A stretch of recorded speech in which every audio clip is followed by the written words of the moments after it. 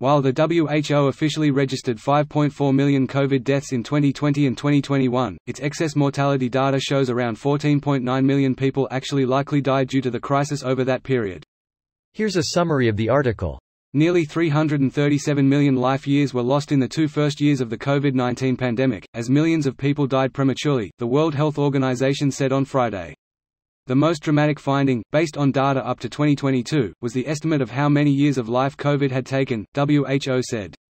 While the WHO officially registered 5.4 million COVID deaths in 2020 and 2021, its excess mortality data shows around 14.9 million people actually likely died due to the crisis over that period.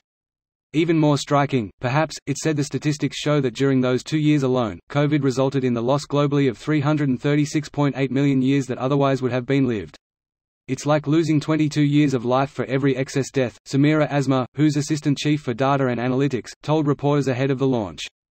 The WHO warned that the pandemic had helped throw off track many health-related indicators that had been improving for years. The incidence of infectious diseases like HIV, tuberculosis and malaria also declined significantly, as did the risk of premature death from NCDs.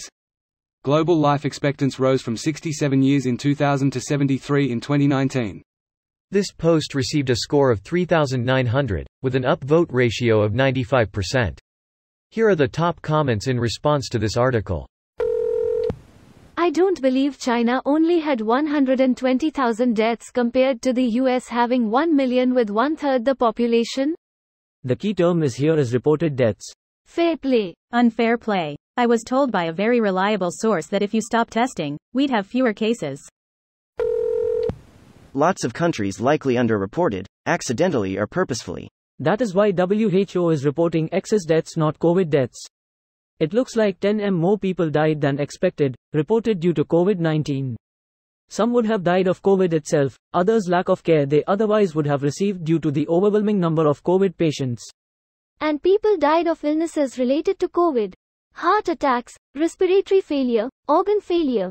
That's why epidemiology and excess death is a better measurement. For comparison on historical plagues we know of, here is some statistics, and keep in mind that the population at the time was way lower. Antonine plague from 165 to 180 AD killed from 5 to 10 million. Justinianic plague from 541 to 549 AD killed around 1/5 of Eastern Roman Empire, and if not for it, the history would have been very different. Black Death 1346 to 1353 killed somewhere between 75 and 200 million people in Europe. All thanks to Mongols catapulting dead bodies to their enemies. One note of caution when comparing COVID to historical pandemics is that medical care is a heck of a lot better and more advanced now, particularly in the West. One can only speculate what the death toll might have been like trying to face it with even say 1918 level medical science. No intensive care or ventilators, no mRNA vaccines, no antivirals. It would have been even more brutal. And information can get out to people within seconds. Not that that necessarily helped. True that. Easy spread of information and misinformation makes it a wash. Funnily enough, there were anti-mask groups back then too. And when the second wave of Spanish flu came around, cities that had relaxed such precautions got disproportionately clobbered.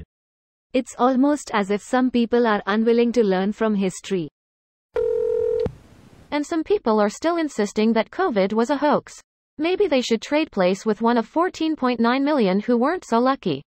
I was one of the lucky ones that survived. Being in ICU is an experience that I will remember for the rest of my life.